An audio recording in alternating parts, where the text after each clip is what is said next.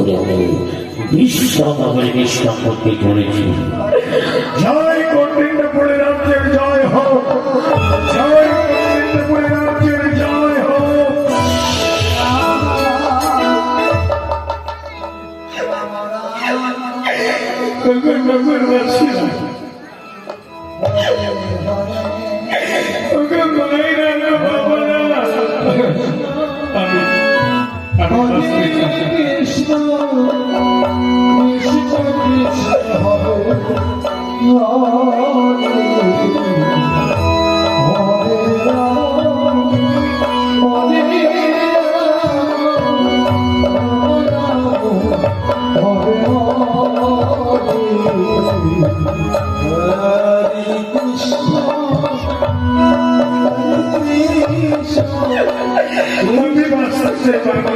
দেখবে গো, আর যদি উপযুক্ত গতিতে না পারি তাহলে আমি হত্যা করবি।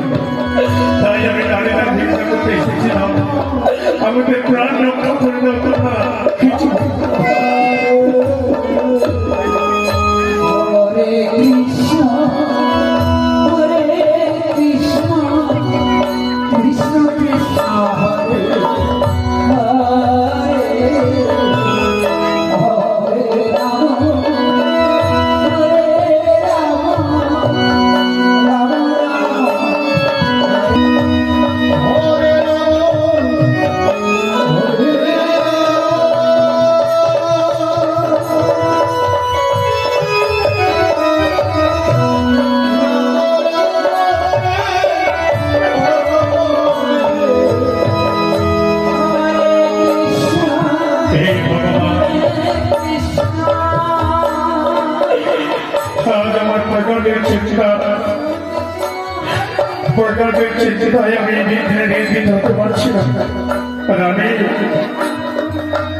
আমার ভয় হচ্ছে,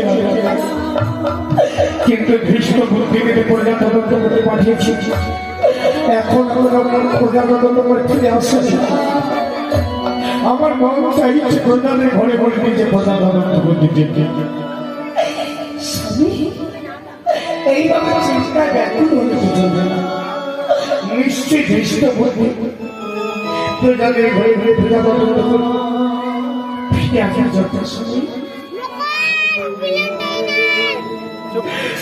আমার ভয় হচ্ছে রানী। এদিকে ধৃষ্ট বুদ্ধি মহানন্দ উত্তেজিত হয়ে আসছে। জয় গোবিন্দপুরে রাজ্যের জয় হোক, জয় গোবিন্দপুরে রাজ্যের জয় হোক, জয় গোবিন্দপুরে রাজ্যের জয় হোক।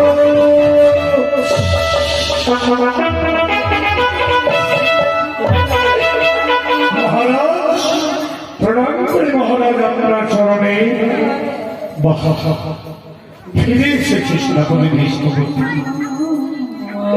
তুমি প্রজাদের ঘরে প্রজা তদন্ত করতে গিয়েছিলে, বলো প্রজাদের সুসংবাদ বলো শ্রাবণী। মহারাজ আপনার অনুমতি নিয়ে আমি গিয়েছিলাম প্রজাদের ঘরে প্রজা তদন্ত করতে। যে প্রজার অন্নহিংসিত সঙ্গে অন্নদান করেছি, যে প্রজার বস্ত্রদান করেছি, অন্নদের অন্নদান বস্ত্রদান করে যথাসময়ে সমস্ত প্রজাদের ঘরে ঘরে সুখ সমৃদ্ধি দিয়ে আমি কবে আপনার সাথে ফিরে এসেছি। মহারাজ ধন্যবাদ। এজন্য আমি তোমাকে স্বাগত জানাই। প্রজাদের সঙ্গে এসেছি। হ্যাঁ মহারাজ, চিন্তার কোনো কারণ নেই। এদিকে সদাশিব ব্রাহ্মণ নগরে নগরে ভিক্ষা করে যাকে ঢুকেছিল, উপযুক্ত কর জোগাড় করতে পারেনি। তাই প্রাণ বাঁচাবার জন্য আজ ওই রাজপ্রাসাদ ভিড়ে আসছে। ওই যে দেখো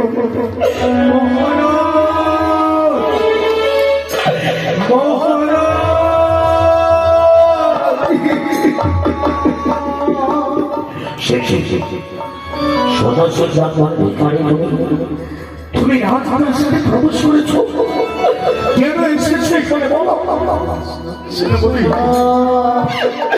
আমি উপযুক্ত কর ভিক্ষা করে জোগাড় করতে পারিনি। আর উপযুক্ত করে নাই বা দিলে তুমি আমাকে মৃত্যু দেবে।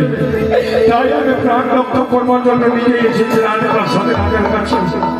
আমি রাজার চরণে ক্ষমা চাইব। আমি উপযুক্ত কর্জনের করতে পারি না, আমি বাঁচতে চাই আর কিছু নেই। সব কিছু জানতে পারবে রাজা। শোনো ব্রাহ্মণ, তোমাকে যেতে হবে না, তোমার কার উপযুক্ত কর দিতে হবে না, তুমি এখান থেকে চলে যাও। আমি কোনো শুনবো না, আমি রাজার কাছে যাইবো, আমি নিজেই রাজার সম্মুখে যাবো। তোমাকে যেতে হবে না, হিসাব রাখো, রেডি এসো।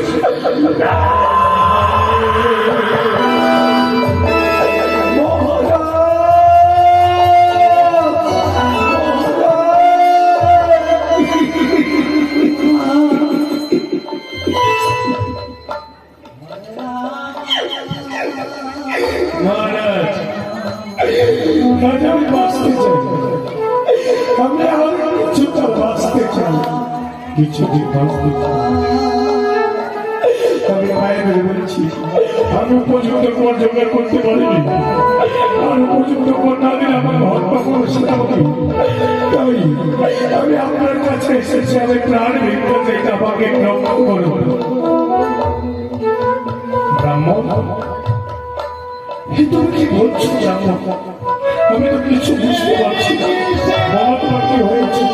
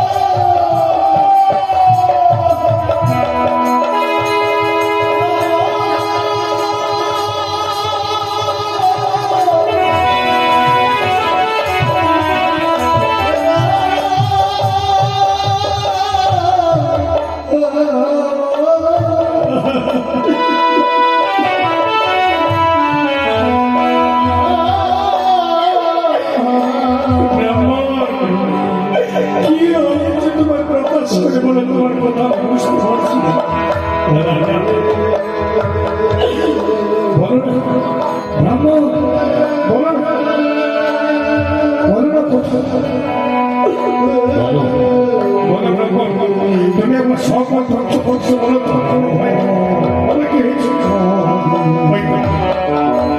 সেনাপতি সেনাপতি আমার কাছে করোনা করে গিয়েছিল, আমি পর্যন্ত কর দিতে পারিনি বলে আমাকে চাবুকের আলোতে ঘন বিখ্যাত করেছে, রক্তে রক্তাক্ত করেছে, কত রক্ত করেছে আমার সর্বাঙ্গ। দেখি মহারাজ,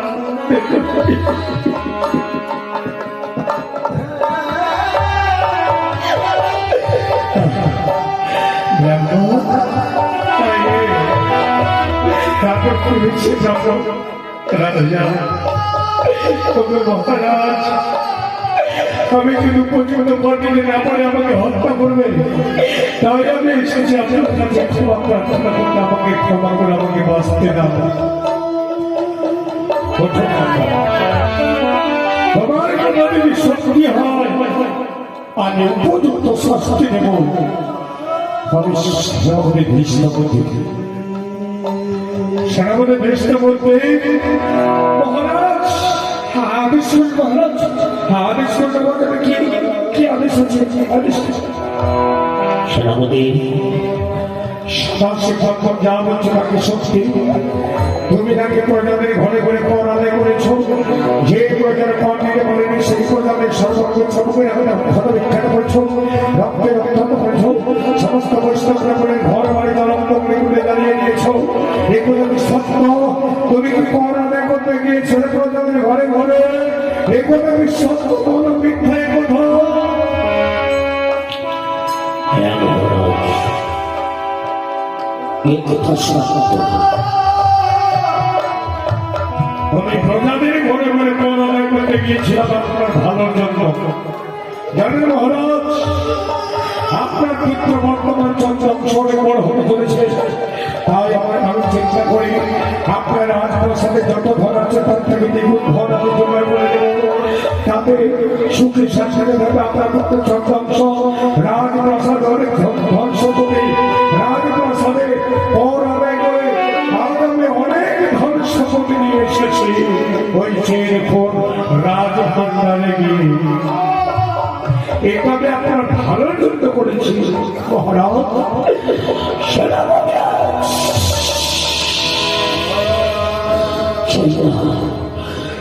আমি আমার পুত্র সুখ শান্তি প্রজারা কাঁদবে, আর আমার পুত্র চন্দ্রাংশ সুখে শান্তিতে থাকবে রাজপ্রাসাদে। ইয়াকে চাইনি কখনো আমরা আমাকে আদেশ ছিল আমার আদেশ ছিল প্রজাদের সুখ শান্তি দেবে, অন্যহীন বস্ত্র দান করবে। এত বড় তুমি রাজকন্যা হয়ে তুমি প্রজাদের ঘরে কর আদায় করেছ। যাও, তুমি যেভাবে প্রজাদের অত্যাচার করেছ, যেভাবে ব্রাহ্মণের চাবুকের আঘাত করেছ, চাবুকের আঘাতে জর্জর সত্য চাবুকের জর্জর ভালো লাগে।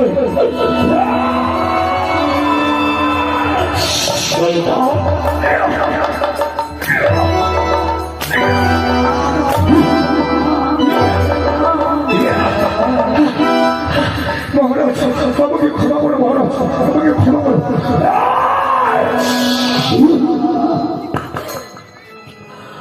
আমার অনুমতি ছড়াই তুমি প্রজাদের ঘরে ঘরে করালে করেছ।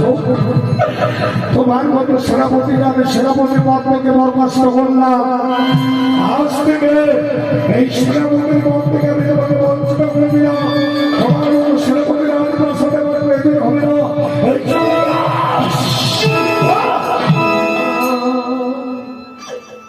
মহারাজ আমি আপনার পায়ে ধরে বলছি, পায়ে ধরে বলছি, মানুষ মাত্রই ভুল হয়ে থাকে, তাই সেনাপতিরও ভুল হয়েছে। এবারের মতো ক্ষমা করে দিন, তাকে সেনাপতির পদ থেকে বঞ্চিত করবেন না মহারাজ। কি বলছি? সমস্ত বৈষ্ণব ভ্রমণের পরমাণি জানিয়েছি, কত বৈষ্ণব ভ্রমণকে হত্যা করেছে, কত বৈষ্ণব ভ্রমণের স্ত্রী ভক্তকে অপহরণ করেছে, কত বৈষ্ণব ভ্রমণকে অপমান বন্ধ করেছে, তারা করতে পারেনি, তোমাকে মৃত্যুদণ্ড দিতে চেয়েছিল, এরপরেও তুমি ক্ষমা চেয়েছ। আমি ক্ষমা চেয়েছি সেনাপতি। একবার রাজার কাছে বলো তুমি আর ভুল করবে না, তুমি এবারে আর কোনোদিন ভুল করবে না। আমি কথা দিচ্ছি, আমি কোনোদিন কোনোভাবে প্রজাদের ঘরে ঘরে আমি ঘর আদায় করবো না। আমি ভুল স্বীকার করছি। আমি তোমার চোখে প্রণাম জানাচ্ছি।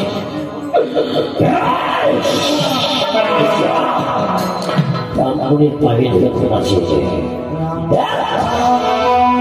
দেখ মানবতা খোঁজ করি। ব্রাহ্মণ আমাকে ক্ষমা করে, ব্রাহ্মণ আমাকে ক্ষমা করো। সেনাপতি প্রতাদের ঘরে বসে ঘর আদায় করতে হয়, সবই তো ঠিক আছে, কিন্তু যারা গরিব, যারা কাঙ্গাল, ভিক্ষা পেতে যাদের আহ্লাদ যারা নিঃস্ব, যারা কেবল করে ঘর দেবে, আজকের মতো তোমাকে ক্ষমা করে দিয়েছে। বলো আর এরকম ভুল তুমি কখনো কোনোদিন কোনোভাবে করবে না। না, আমি কখনো করব না। মহারাজ, এই সেনাপতিকে পুনরায় সেনাপতি পদ থেকে পদে নিযুক্ত করুন। বেশ, ব্রাহ্মণ, তোমার ইচ্ছায় আমি সেনাপতিকে আমার সেনাপতির পদে নিযুক্ত করছি। সেনাপতি, যাও, তুমি নিজের সর্বত্র প্রজাদের ঘুরে ঘুরে ক্ষমা প্রার্থী হয়ে বলো যে দধিমুখ রাজার পর আমার আদেশ ছিল না, চক্রান্ত করে তুমি নিজে কোন আদেশ করতে গিয়েছিলে, এই কথা প্রজাদের ঘুরে ঘুরে গিয়ে বলবে। বলবো, আমি বলবো মহারাজ। আমি সকলকে নিজে গিয়ে প্রজাদের কাছে ক্ষমা প্রার্থনা করি। আমি বলবো যে হে প্রজাবাসীরা, দধিমুখ রাজার এটা আদেশ ছিল না, আমি চক্রান্ত করে অন্যায় অত্যাচার মানুষের প্রতি ব্যবচার করেছি, এটা আমারই ভুল ছিল। দধিমুখ রাজা সত্যবাদী, ধার্মিক, সদা সকলে প্রজাদের সুখ শান্তি চেয়েছি বলবো। বেশ, যাও, তুমি বলেই সহজ।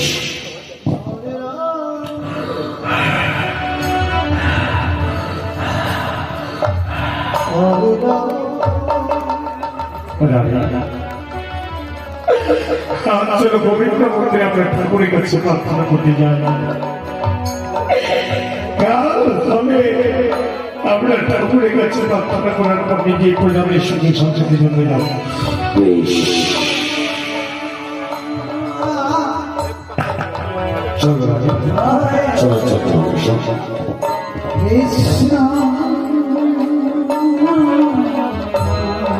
এইদিকে দৃষ্টিটা করতে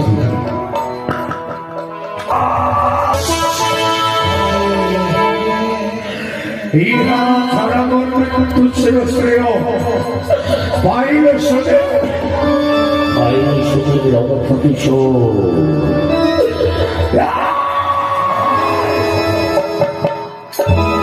দৌড়ে গোমরা যায় না তোমার শক্তি শব্দ, এত তোমার অস্ত্র দৃষ্টিত পত্রিকা তুমি চাপকের আগে দক্ষিণিত করে দিয়েছ। যে বছর কাপড়কে আমি সহ্য করতে পারি না, যার কুচ্ছিত চেহারা, যাকে দেখলে আমি ছিন্ন বিচ্ছিন্ন করে দেবো, সর্বত্র করে দেবো, আর সেই বৈষ্ণব কাপড়ের ক্ষমা করতে চেয়েছ।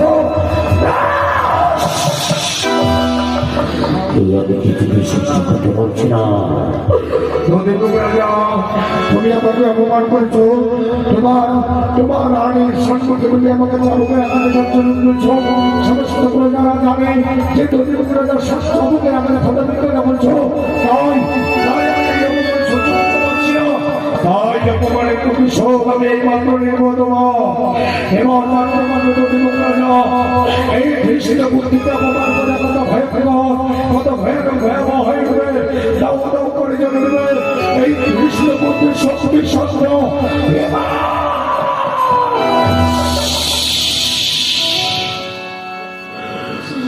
এবার আমি প্রবলায় চক্রান্ত করব। দধিমুখ রাজা, এবার আমি সমস্ত রাজ্যের সৈন্যরাকে হাতের মুঠে করে নেব, তারপর ঘোর অবস্থান হাতে রক্ষা করে গিয়ে তোমার রাতে প্রায় সাতটাকে আমি চতুর্দিকে ঘিরে দেবো, রাতে রক্ষা করে বন্দি করবো, আর তোমার চোখের সর্বকে তোমাকে বন্দি করার পর তোমার রানীকে আমি বিষ খাইয়ে মৃত্যুদণ্ড দেব। তোমার রানী বিষ খাইয়ে মৃত্যুদণ্ড হয়ে চোখের সর্বকে তুমি নিশ্চয় করতে পারবে না, তারপর তোমার পুত্র চন্দ্র অবশ্যই জন্মকে নষ্ট করে দেবো। সেই তোমার পুত্র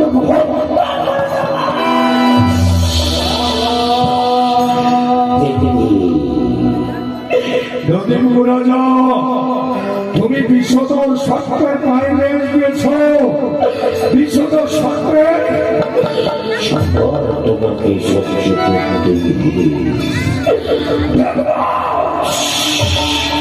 তোমার কথা শক্তি শব্দ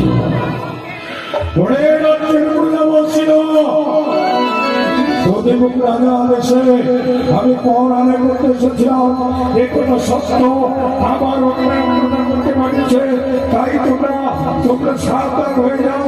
এবার তোদের যাতে তোমরা সবাই ঘৃণা করো, এবার তোদের শীতের সাথে তোমরা সবাই এক হও, এক হও।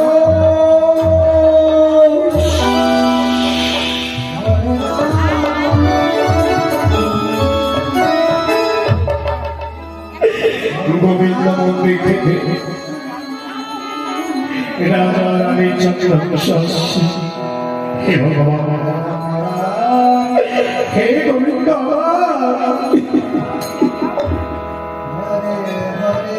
দেখলে তো রানী মুহূর্তের মধ্যে কি হয়ে গেল রানী, মুহূর্তের মধ্যে কি হরে রানী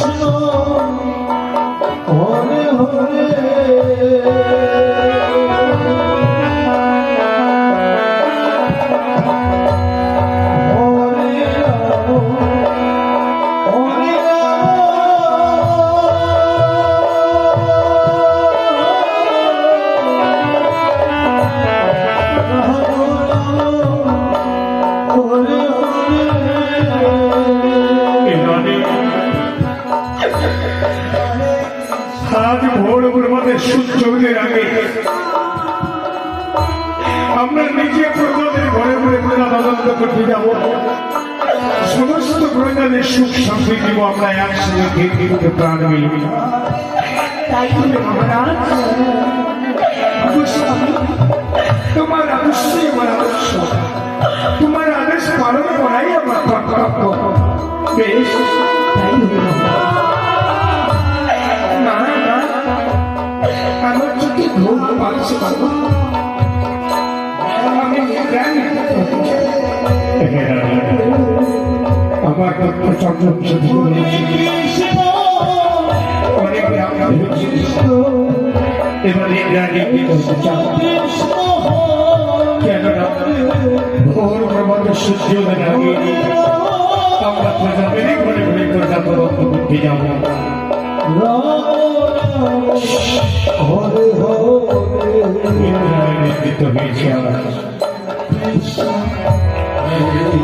খ্রিস্ট মধ্যে সমস্ত সৈন্য বাহিনীকে হাতে মুঠে করে নিয়ে ঘোর মশলাকে রক্ষা করে। এবার সাত সাতটি প্রাচীর কেটে রাজাকে নির্দিষ্ট অবস্থায় বন্দী করবে। কত চক্রান্ত করেছে সেই দেখুন আসছে খ্রিস্ট বুদ্ধি।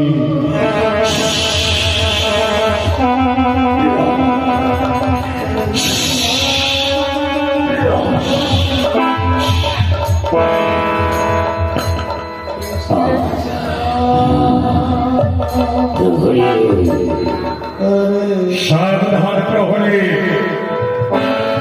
রাত্রি খেতে রাত্রে আমরা বন্দী করবো রাজা রানী আর তার পুত্র